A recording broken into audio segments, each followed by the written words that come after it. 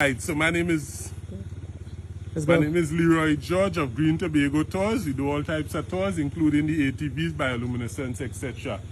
Our family is the first black family to own Concordia Estate. Concordia Estate is one of the oldest plantations in Tobago initially. By around 1769 or so, there would have been about 100 or so plantations.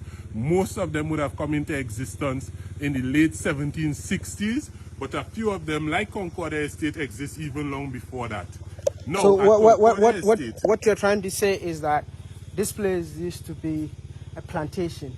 It used to be a slave plantation. A slave plantation, so which means owned by a slave master. Owned by slave masters. So it means that my ancestors were once working on this plantation. Almost certainly, because I'm sure somebody told you, right? Most of the Africans here in Tobago came from not just West Africa, but specifically your part, Ghana area, Nigeria too, but more so, I'm hearing it more constantly, Ghana. Just about everybody in Tobago is a descendant of either Ghana or Nigeria, right? Oh. And so our family became the first, because after the slaves owned it, they would have passed it on to their descendants, etc.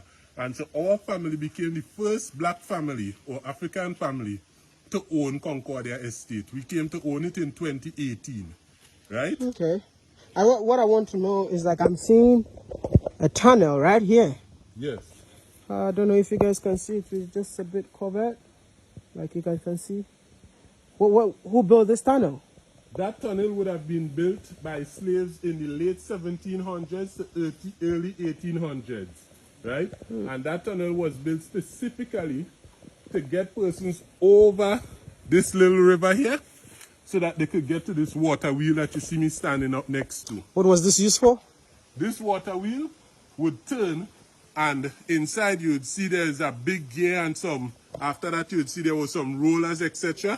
And you would squeeze the juice out of the sugarcane. Sugarcane? The sugarcane is a breeder grass, right? But it's a breeder grass that when you squeeze it and you boil the juice, it would eventually coagulate, crystallize, and become water. That's oversimplifying, but it more or less covers exactly what happened. So right here, this was the river. The river would run underneath here in those times before going underneath the bridge, and there would be some pieces of steel right here connecting these two large pieces, and it would be able to turn. Now, just in case you're wondering why it was able to turn when you see such a small river, it's because if you had time, I'd show you, we also have a dam on the island.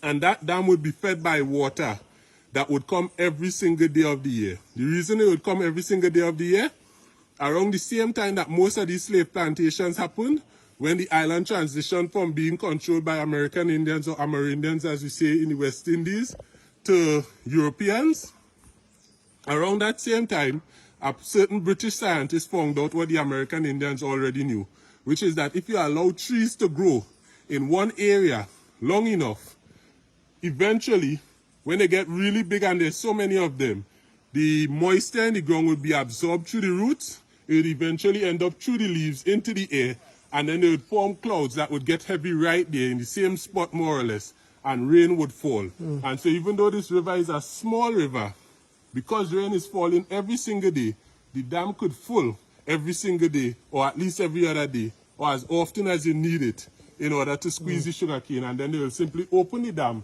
and then this small river will become a mighty river, turning this water wheel several times a minute. So this structure you've seen was built during the slave era, and you can see the stones. I wish if these stones can speak, they will tell you a lot of stories that really happened in here. I could imagine that. I think about that all the time. And so this is the water wheel.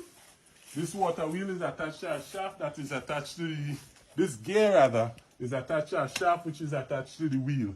And so every time that wheel turns, let's say it turns 4 times a minute, this shaft will turn 4 times a minute, and this wheel will also turn 4 times a minute, right? I'm just averaging 4.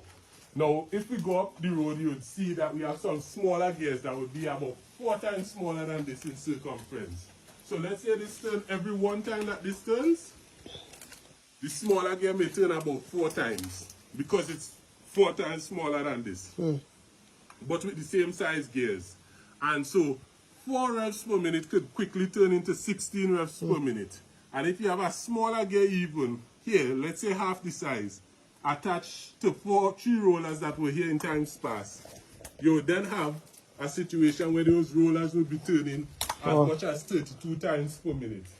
And then you'd have a guy that would be standing here, a slave almost certainly, would be feeding sugar cane into those rollers.